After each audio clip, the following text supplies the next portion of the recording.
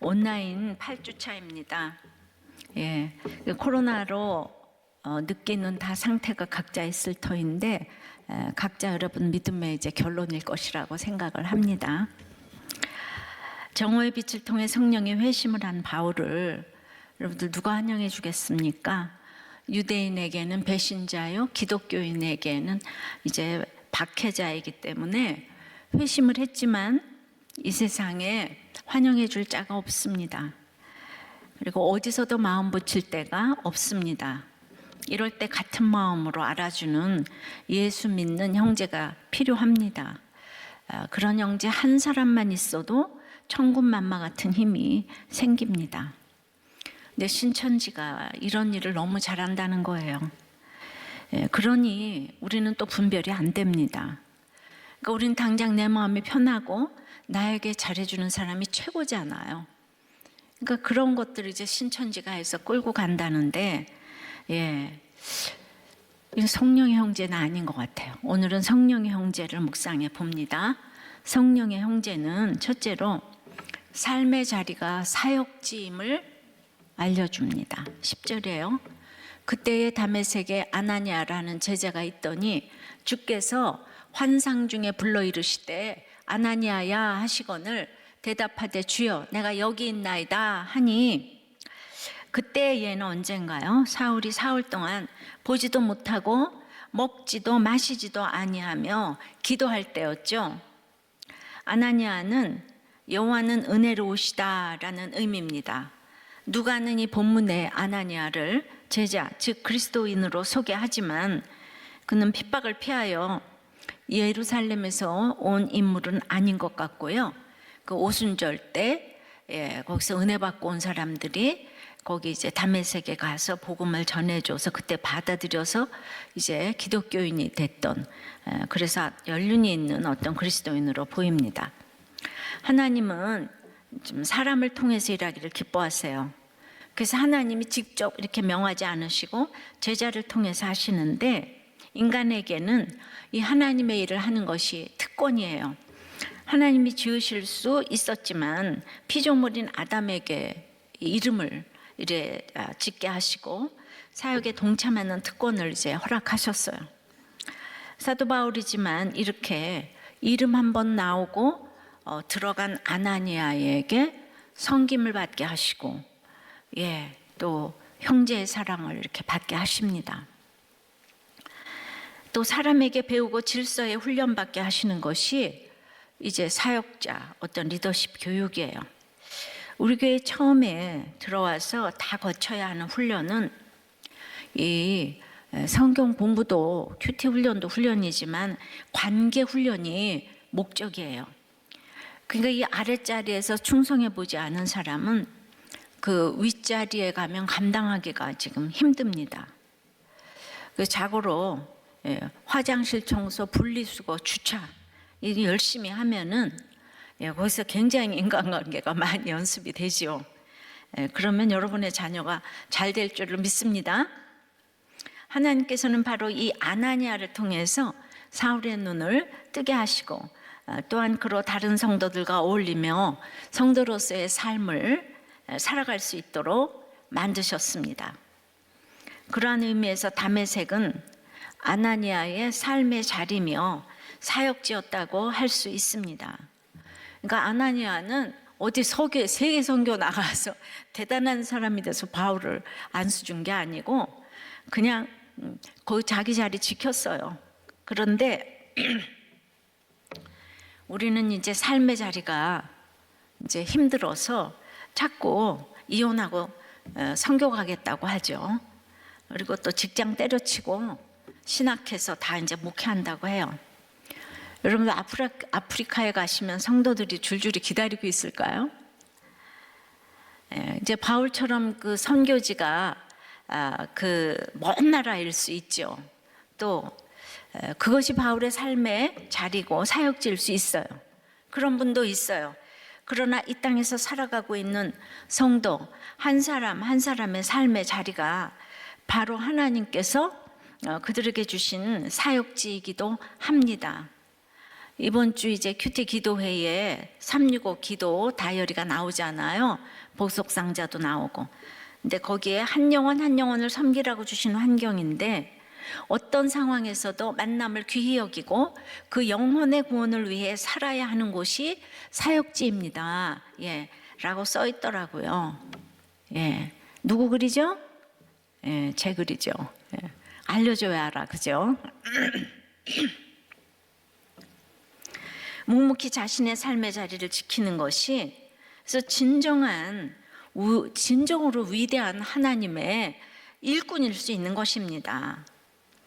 이 대사도 바울을 형제의 사랑으로 공동체로 인도한 일이 어찌 작은 일이겠습니까? 여러분의 목장에 사람을, 목원을 하나 데리고 오고 누구를 하나 데려오고 하는 일이 어찌 작은 일이겠습니까? 거기서 여러분의 사도 바울이 하지 않는다고 누가 말하겠습니까? 여러분들의 목장에서 한 사람 인도한 그 사람이 사도 바울 될 수가 있는 거죠. 그렇기 때문에 여러분들이 하는 일이 바울보다 상급이 작을까요? 아나니아가 바울보다 상급이 작을까요? 결코 그렇지 않습니다.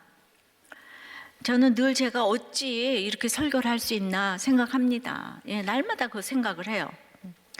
그냥 여러분과 은사가 달라서 여기 서 있는 거예요. 한 가지 은사를 쓰시는 거예요. 나머지는 너무 그냥 연약한 것들이 많아요. 그냥 그거 이상도야도 아닙니다. 그래서 저는 이 한 가지 은사로 쓰이니까 저를 강단에서만 봐야 해요. 왜냐하면 제가 정말 모르는 게 너무 많아요. 그래서 다들 어떻게 저러고도 목사를 하지? 하는 분들이 있어요.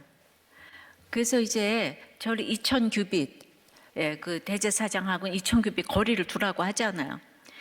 그래야지 제 옆에 오시면요 시험에 들어요.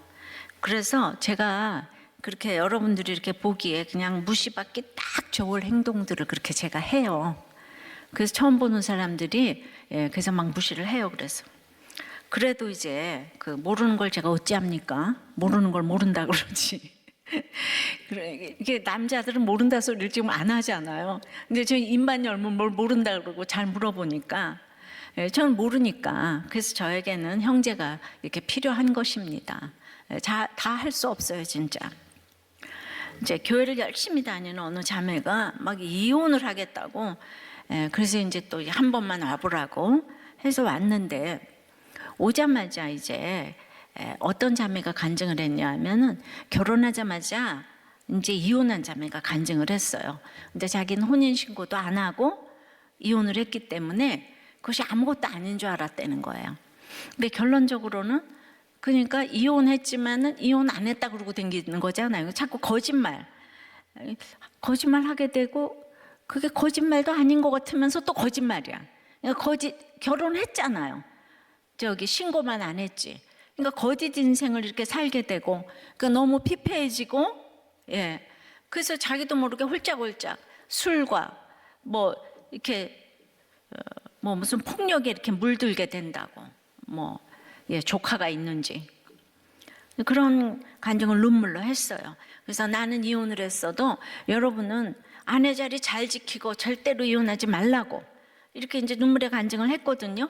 그랬는데 이 이혼을 결심했던 자매가 그걸 듣고 뭐라고 하냐면, 이 정말 그 사운드로만 들리니까, 소음으로만 들리니까, 음성이 안 들리니까, 간증한 분은 애초에 잘못 살아서 그런지 모르겠지만은 나는 잘못이 전혀 없고 이혼하고도 나는 이제 술도 안 마시고 그렇게 살지 않을 거니까 나는 이혼을 해도 된다.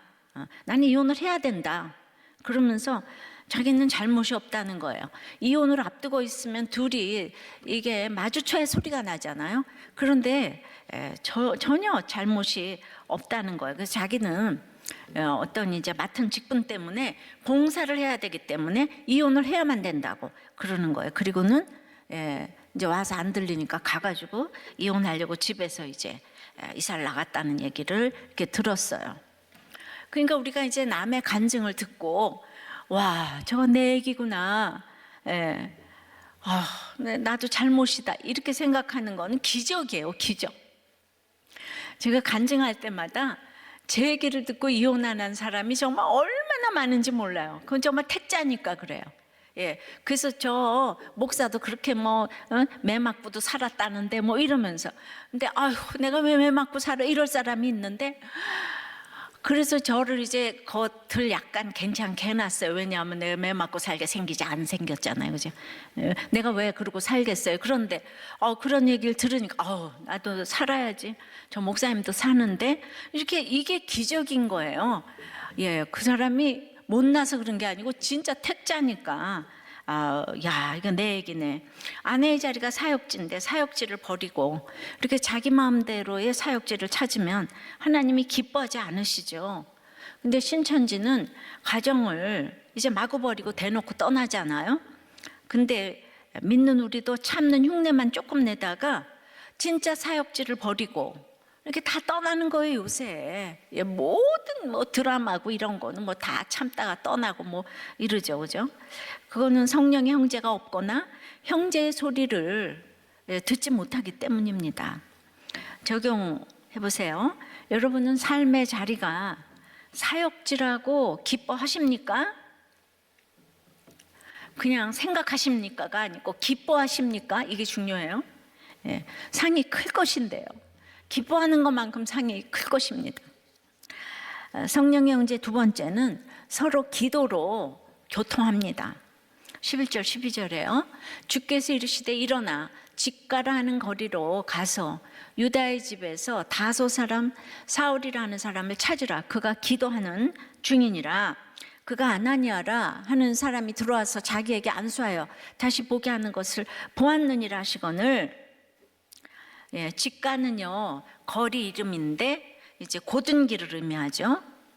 주님 아나니아에게 어떤 한 사람을 찾아갈 것을 명령하셨어요.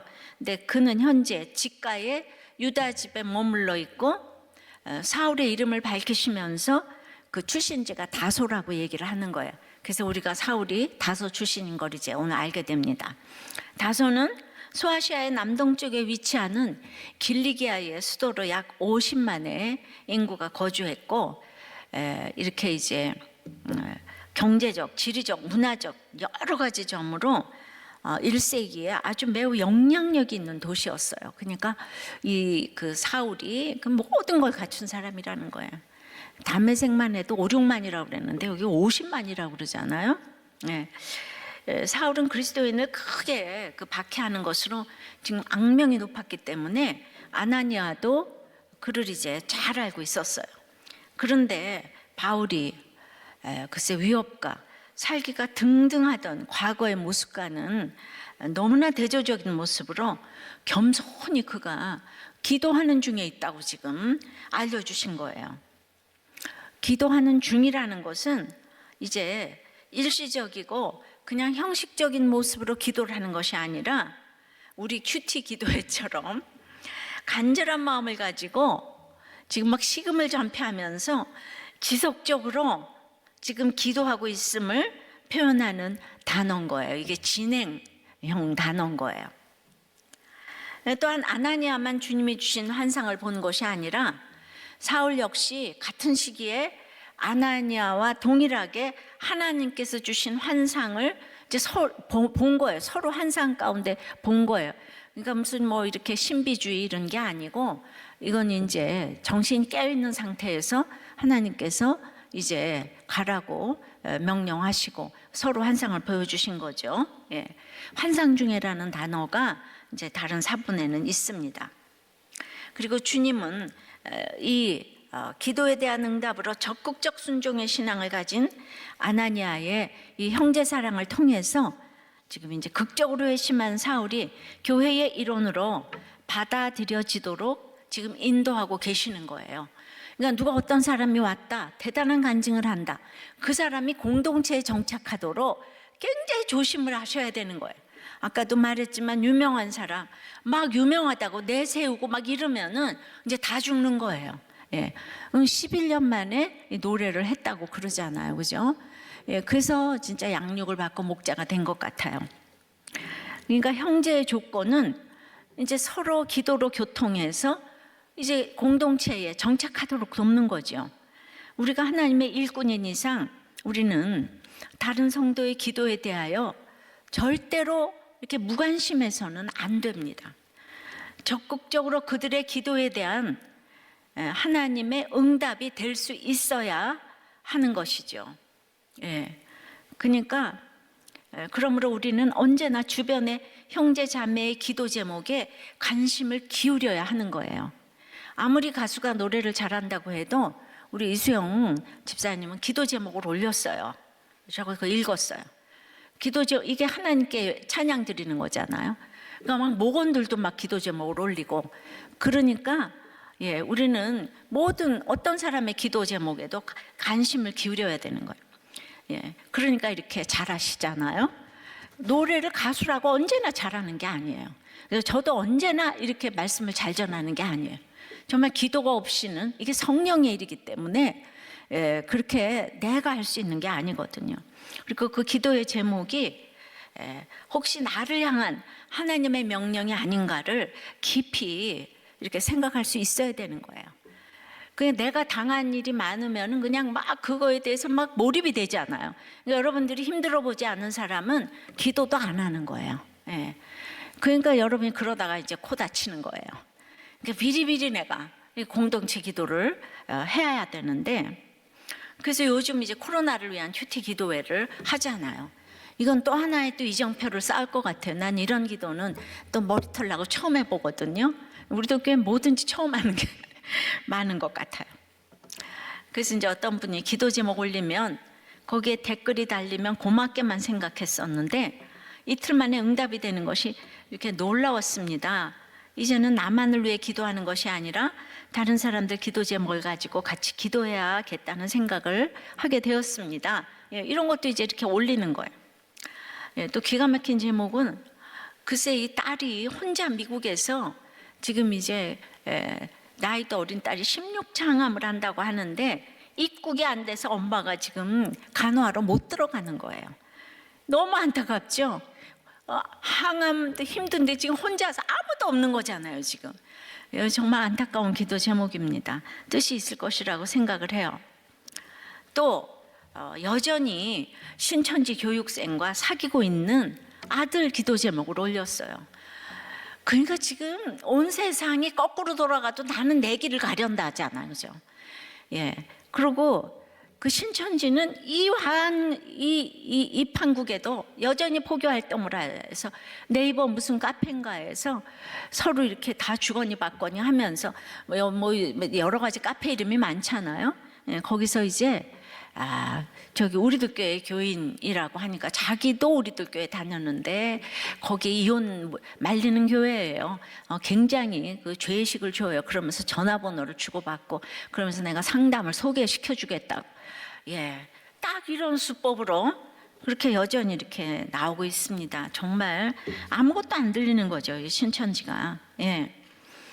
근데 이제 요즘에 이단들 식구들 가진 분들이 그냥 쫙 기도 제목을 올려요. 정말 이것도 우리들 교회에서 볼 수 있는 풍경인데, 그래가지고 여호와의 증인, 구원파, 신천지 위장교회, 지방교회, JMS, 남묘 호랑개교, 이름도 어려워요. 남묘 호랑개교, 보혜사 계시복음 선교회, 다락방 하나님의 교회, 평강제일교회, 거기도 한두 분이 아니에요. 막 그냥 여호와의 증인 하면 쫙 또 여호와의 증인, 신천지, 이런 거 이렇게 마음대로 기도 제목 올리는 자기네들 부모, 형제, 친척, 너무 이제 안타깝게 기도 제목 올리셨어요. 또 한 분은 80이 넘은 나이에 집을 나오셔가지고 지금 이제 쉼터에서 이혼 소송 중이시래요. 근데 시어머니와 형제들 간의 그 다툼으로 흩어져 있는 시댁의 고난을 올린 게 아니고, 이 고난을 나는 서서 구경하며 비웃고 희롱하고 있는 저의 죄가 깨달아지게 해달라고, 이런 기가 막힌 또 기도 제목을 올리셨네요. 맞습니다, 그죠? 시어머니 그냥 뭐 무시하고, 아니 그 나이에 무슨 이혼이야.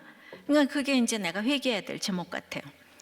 또 어떤 분은 주님, 저는 교회도 몰랐고 직장과 사회에서 오직 성공과 명예만을 바라며 연애 따로 결혼 따로인 악한 음란을 지으며 주님을 모르고 살았던 인생입니다. 이게 기도 제목이에요. 맞아요. 여러분 기도 제목을 이렇게 회개하는 기도 제목을 올리세요. 그냥 뭐 하게 해주세요보다는 그 사건 때문에 내가 무엇을 회개하는지 하나님이 빨리 응답하실 것 같아요. 딸이 세상에서 가장 사랑하는 아빠의 부정하고 음란한 사생활의 실체를 알게 되어 충격받고 증오와 잔멸의 시간 속에 떨고 있습니다. 부디 딸의 찢긴 마음을 어루만져 주세요. 구원을 위한 여정으로 도와주세요. 예.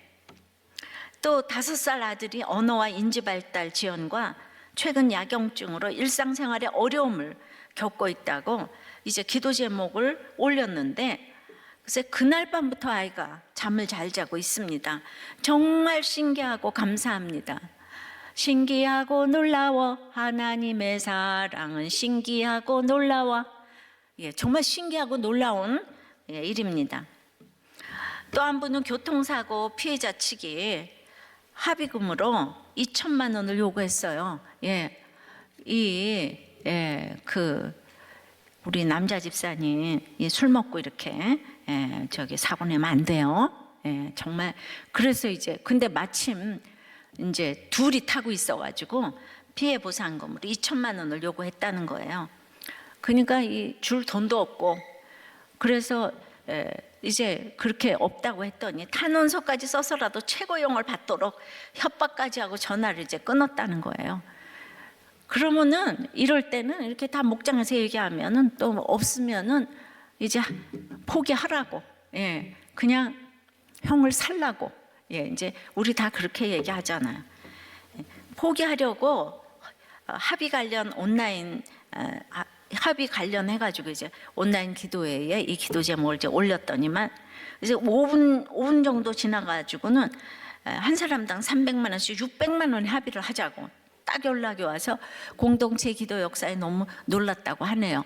이제 응답받은 기도 제목도 많이 올라오는데 여러분들의 회개가 안 되면 그 사람만 응답되는 거야. 나는 기도 제목 올려도 응답이 없더라고. 이러는 분도 계세요. 그런 분은 그게 응답이에요. 응답이 없는 게 응답이에요. 그렇지만 하나님이 다 믿음의 분량대로 응답하십니다. 적용해 보세요. 누군가의 기도 제목이 나를 향한 명령이라고 생각한 적이 있습니까? 성령의 형제는 세 번째는 영의 눈으로 다시 보게 해줍니다. 12절서부터입니다.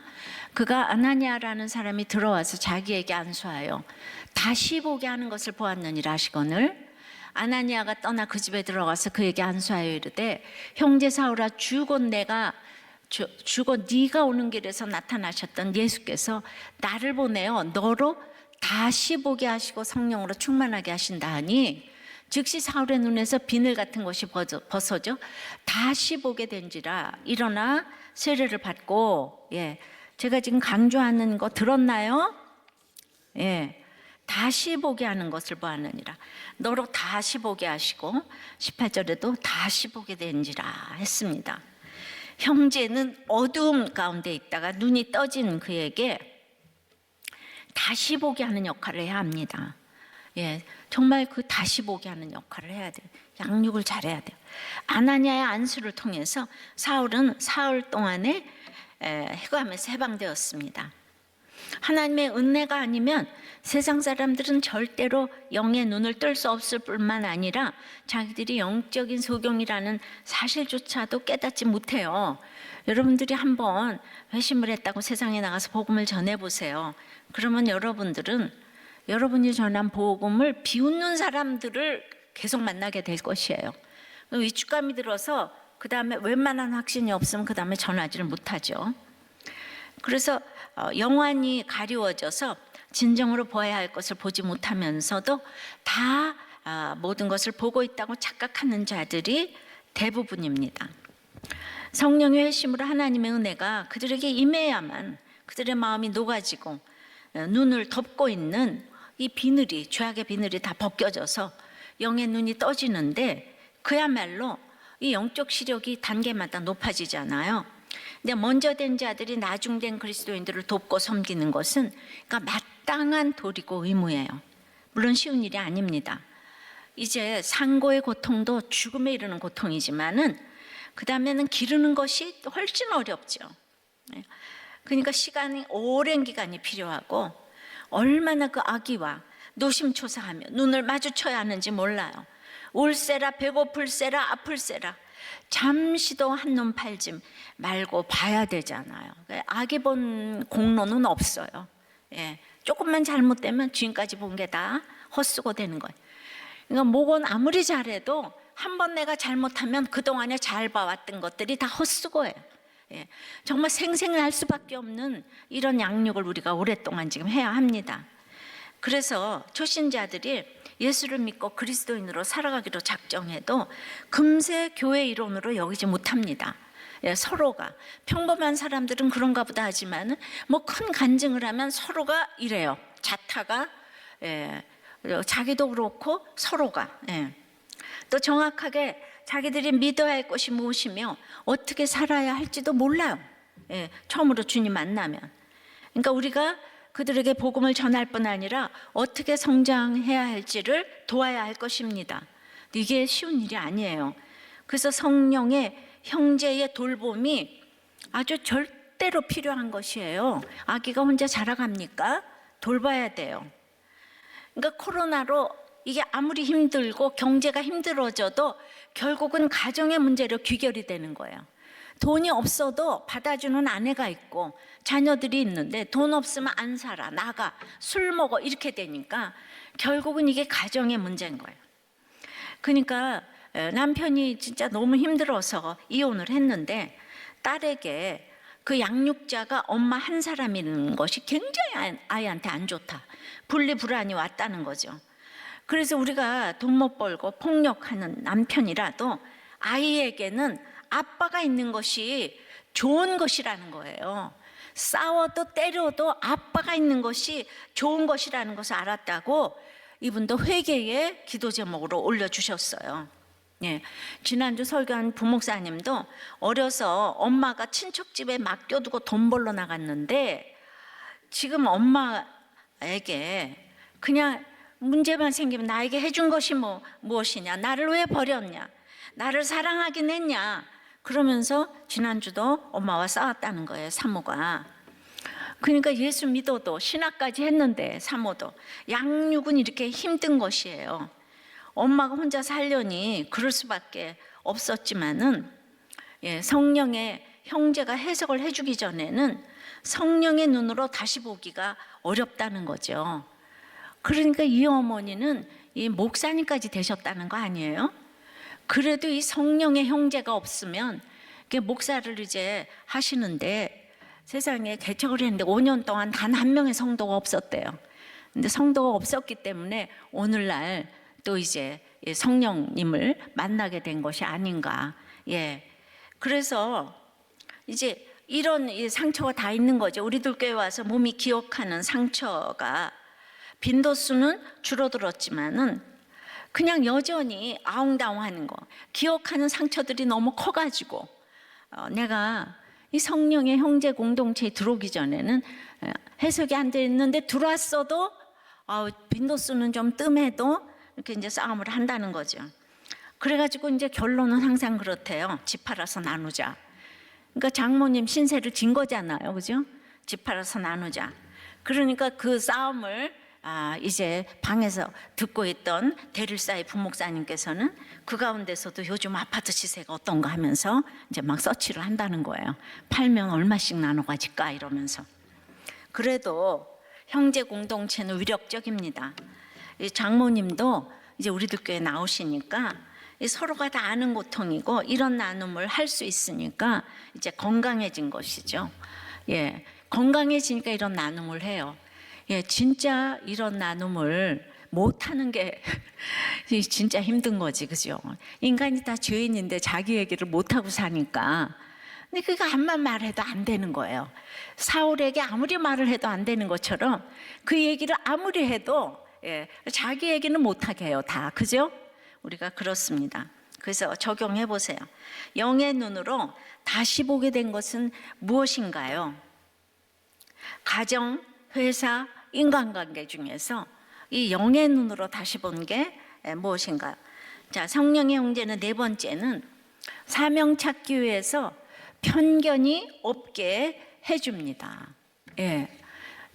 성령의 형제는 사명을 찾게 해주는데, 그러기 위해서 편견이 없어야지 사명 찾을 수 있거든요. 그거를 성령의 형제가 해주는 거예요. 이게 또 완전 우리도 꽤 목장입니다. 13절이에요. 아나니아가 대답하되 주여, 이 사람에 대하여 내가 여러 사람에게 들었는데 그가 예루살렘에서 주의 성도들에게 아주 적지 않은 애를 끼쳤다 그래요. 여기서도 주의 이름을 부르는 모든 사람을 결박할 고난을 대제사장들에게서 받았나이다 하거늘 주께서 이르시되 가라, 이 사람은 내 이름을 이방인과 임금들과 이스라엘 자손들에게 전하기 위하여 택한 나의 그릇이라. 그가 내 이름을 위하여 얼마나 고난을 받아야 할 것을 내가 그에게 보이리라 하시니. 그러니까 예를 들어서 이 사람이 강도예요, 뭐 파렴치범이에요. 주님한테 이 사람 왜 이 사람한테 가라 그러는 거예요. 그랬더니 주님이 듣자마자 가라. 그 아이는 내 이름을 위하여 택한 나의 그릇이라, 이렇게 얘기를 하시는 거예요. 예, 놀랍지 않아요? 그러니까 성도란 표현이 처음 이제 이렇게 쓰였어요.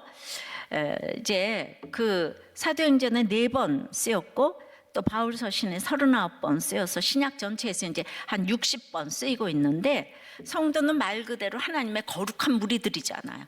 그리고 이제 또 예수를 구주로 고백하는 이제 구별된 이제 주의 성도들이라고 이제 강조를 해가지고 주의 이름을 부르는 사람, 주의 성도, 이런 주의 이름을 부르는 주의 성도들에게 해를 끼치고 그들을 결박할 고난을 받은 자라는 거예요.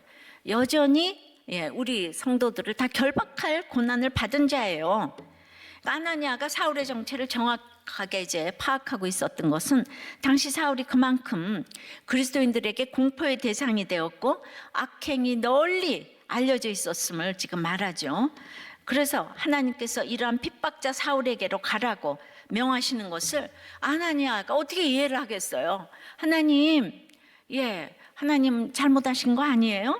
그러니까 하나니아에게도 편견이 있을 수 있죠. 어떻게 바울 사도 그 사울의 성도가 될 수 있겠습니까? 그러면서 끝까지 자기 의견을 고집했다면 오늘날 이 사도 바울이 탄생되지 않았을 것이죠. 근데 그냥 있는 모습 그대로를 편견을 내려놓고 정직하게 사울이 이래요.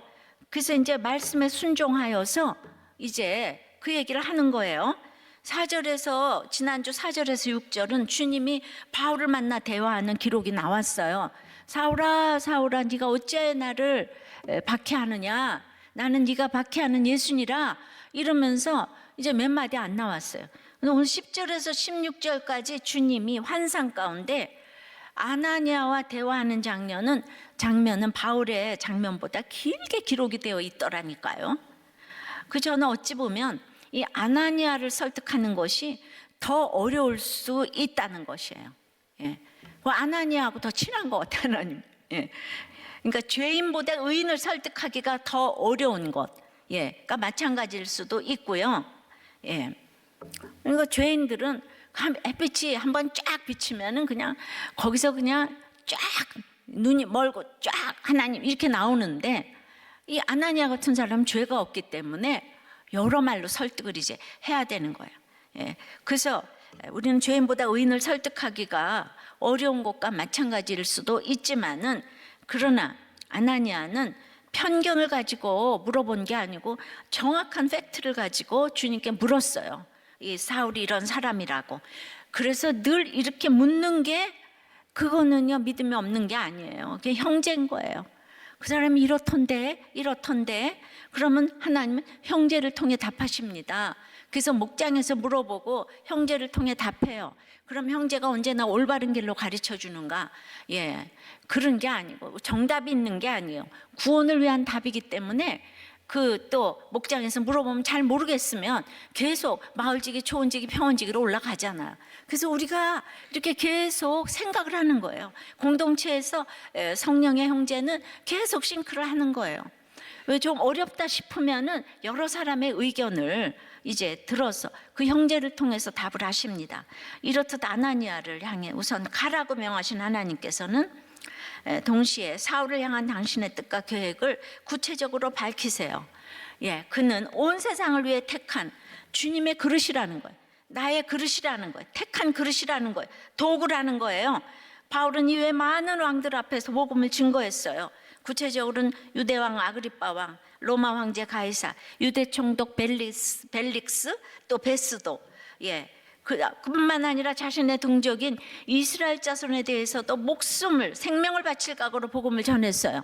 그러면 그 유대인들에게 생명을 바칠 각오로 전했다는 거는 우리가 사도행전을 읽어오니까 자기 동족에게 가서 전하기가 얼마나 어려웠겠어요.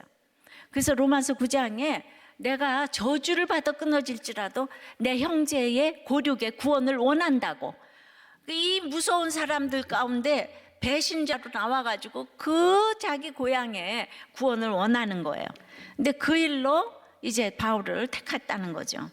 그러니까 그러므로 사도 바울은 나의 나된 것은 하나님의 은혜로 된 것이라고 고백을 했습니다.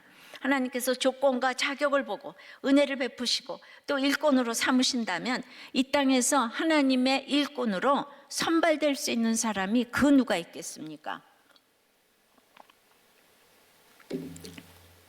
아무도 없습니다.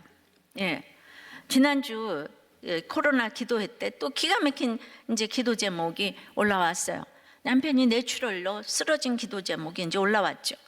그래서 이제 그것도 기가 막힌데, 이 아픈 남편을 보고 그냥 병실에 너무나 눈물을 흘리는 여자가 나타났다는 거예요. 그래서 이제 그게 이제 실체가 드러났죠. 저는 기도 응답으로 드러난 것이라고 생각해요. 그러나 그것이 기도 응답이라면 성령의 형제 가운데서 힘을 얻어서 이제 일어나면 얼마든지 주의 일꾼이 될 줄을 믿습니다. 제가 그렇게 이제 응답을 했어요. 그러니까 인간적인 시각으로 볼 때는 한없이 우리가 너무나 강팍해 보이고 또 모자라 보이고 나약해 보이고 부도덕하게 보이는 사람도 하나님께서는 얼마든지 귀한 당신의 일꾼으로 보시고 택하여 세우실 수가 있습니다. 그러니까 이렇게 우리가 이렇게 편견을 버려야 돼요. 주의 일을 하는 데는 그래서 가장 악한 사울을 이렇게 모델로 이렇게 세우셨어요. 그러니까 이 아내가 그것을 보고도 나는 당신이 살아 있어줘서 고맙다. 어떤 중독이라도 나는 다 기다릴 거다. 그것이 여자일지라도 기다리겠다. 그렇게 대답을 했다고 해서 이것이 바로 성령의 형제 아닌가. 부부도 성령의 형제가 돼야 되는 거예요. 그러면 자꾸 이렇게 면죄부를 준다. 이럴 거지만은 우리가 죄인인 걸 어떻게 해요? 남자와 여자의 특징인걸요. 그러니까 남자들은 이런 제 설교를 듣고 또 그러니까 내가 바람을 펴도 우리 부인은 날 기다려주겠지, 이따 소리를 하면 하나님이 다리 몽둥이를 분지르는 경우가 생깁니다. 눈을 멀게 하시고. 바울은 다시 보게 되므로 영의 눈이 떠져서 사명을 발견하고 나서는 이제 그의 모든 것이 사명을 위해 쓰여질 수 있었어요. 그의 배경과 스펙과 지식과 그의 살기 등등까지도 주님의 그릇이 되어서 이방인들과 왕들, 이스라엘 자손들에게 복음을 전하는 도구가 되었습니다. 이 일에는 누구도 예외가 없습니다. 성령의 회심을 했다면 하나님은 누구에게나 사명을 주십니다. 반드시 한 가지 이상의 사명을 주세요. 근데 나는 사명을 성령 회심을 했는데 할 줄 아는 게 아무것도 없어. 그건 말이 안 되는 거예요. 회심을 안 한 거예요. 자, 16절. 그가 내 이름을 위하여 얼마나 고난을 받아야 할 것을 내가 그에게 보이리라 하시니, 아나니아가 떠나 그 집에 들어가서 그에게 안수하여 이르되, 형제 사울아, 주곧 네가 오는 길에서 나타나셨던 예수께서 나를 보내어 너로 다시 보게 하시고 성령으로 충만케 하신다 하니, 사울은 이제 교회와 성도를 핍박하는 것이 아니라 오히려 그 자신이 주님과 교회를 위해 많은 핍박과 고난을 겪을 것이었는데 정오의 빛으로 찾아오셨잖아요. 근데 예수의 이름을 위하여 얼마나 고난을 받아야 할 것은, 이제 자기가 그동안에는 핍박하는 자였지만은 이제는 핍박을 받아야 되는 거예요. 근데 그것이 하나님이 핍박하는 게 아니고 이게 수동태가 아니고 능동태이기 때문에 자발적으로 고난을 이제 네가 겪을 것이라는 거예요. 하나님은요 억지로 그러지 않아요. 이단처럼 고난을 자발적으로 겪는 것에 대해서 그래서 그게 뭘까 생각해 봤습니다. 우린 고난이 다 싫어요. 그래도 그 정오의 빛을 경험한 사람들은 말씀을 보면서 싫어요 하면서도 순종을 하게 돼요. 그것이 바로 큐티입니다. 나는 싫지만 말씀이 하라고 하니까 하는 거예요. 칼빈의 말처럼 말씀이 가는 곳까지 가고 말씀이 멈추는 곳에서 멈추는 것, 바로 이것이 큐티 아닐까요? 하나님이 함께 하시지만 결국 나의 의지로 자발적으로 고난을 택하게 되는 적용이 바로 그것인 것입니다. 우리 큐티하면서 수없는 적용 질문을 제가 드리죠. 그러니까 이 수없는 적용 질문, 일주일에 수도 없이 새벽 기도부터 수도 없는 적용 질문 중에 일주일에 한 개만 적용해도 이거는 이제 자발적으로 고난에 참여하는 거예요. 그래서 그것 때문에 주일 성수를 하고 내가 싫지만 11조를 하며 야동을 끊으며 쇼핑을 끊으며 하는 것들이 자발적으로 고난을 택하게 되는 것이에요. 예. 우리 조원님은 10시부터 새벽 1시, 2시까지 제임스 본드 시리즈를 그냥 너무나 재미나게 날마다 보신다. 어제도 보시고 지금 온라인 예배 드리면서 주무시진 않을까요? 조원님 그러시는 게 아니에요. 네, 그 공개적으로. 예. 그러니까 말씀을 보니까 오늘 이 말씀을 듣고 조원님은 또 적용하실 거예요. 그러니까 자발적으로 자기 좋아하는 것들 그렇다고 금욕적으로 살라는 건 절대로 아니에요. 본드 시리즈도 보세요. 근데 매일같이 그렇게 보지는 마시고 일주일에 한두 번이라든가 이렇게 정해놓고 보셔야지. 날마다 본다고 하시니까. 이렇듯 당시 교회 안에서 형제라는 호칭은 곧 그리스도인들의 교제 속으로 초청함을 의미하는 놀라운 축복이에요. 오늘 형제 사우라 불러주자. 아나니아가 형제 사우라. 예. 그러니까 우리가 다 형제인 거예요. 형제. 그러니까 형제가 적용하는 것을 보고 이렇게 이제 또 내가 기적을 베푸르니까 또 이제 내가 따라하게 되고. 예. 그래서 18절에 즉시 사울의 눈에서 비늘 같은 것이 벗어져 다시 보게 된지라 일어나 세례를 받고, 그러니까 사울은 아나니아 안수를 받고 눈의 시력이 회복되자마자 세례를 받았어요. 그는 당연히 구약의 할례를 받았을 텐데 새 사람이 되기 위해서 지체하지 아니하고 내가 이제 단호히 결단하는 사울의 모습을 강조하는 거예요. 예. 로마서 6장에서 바울은 이 세례의 정의를 세례란 예수 그리스도의 죽으심과 연합되며 그의 부활과 연합된 의식이라고 하죠. 따라서 세례받은 자는 예수께서 십자가에서 죽으신 것처럼 과거의 죄에 대해서 죽는 것이고 그가 부활하신 것처럼 이제 하나님을 향하여 사는 것입니다. 사명을 위해 세례를 이제 받은 것이죠. 그리고는 음식을 먹음에 강건하여졌다고 합니다. 사울이 물과 성령으로 세례를 받고 그리스도인으로 거듭난 이후 비로소 음식을 먹고 건강을 이제 회복했다는 말입니다. 하나님의 일꾼은 자기 육체도 돌볼 줄 알아야 돼요.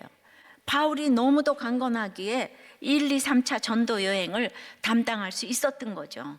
그러니까 성령의 형제는 이렇게 서로 영육 간의 강건을 위해서 서로 돌봐야 되는 거예요. 그래서 그냥 같이 밥도 먹어주고 밥만 먹어주는 게 아니고 도와주고, 그것이 얼마나 성령의 큰 공동체인지 모르겠고, 그러니까 여러분들이 정말 성령의 회심이 있는 사람은 성령의 공동체에서 음식을 조절하고 절제하고 먹을 거 안 먹을 거를 이렇게 이제 그렇게 이제 절제하는 사람이 진짜 회심이 있는 사람이고 형제에 속하는 사람이라고 생각합니다. 적용해 보세요. 성령의 형제가 못 되는 편견은 무엇인가요? 남녀 차별, 지역 감정, 그 외에도 있는 편견은 무엇입니까? 성령의 회심이 있는 사람이 이 지역 감정에 해결되지 못하는 것은 성령의 회심이 없다는 뜻이에요. 그분은 형제사랑이 없는 거예요. 우리들 교회 교인들은 적어도 이거 좀 물어봐야 돼요. 예, 거기에 바로메타가 좀 될 수 있을 것 같아요.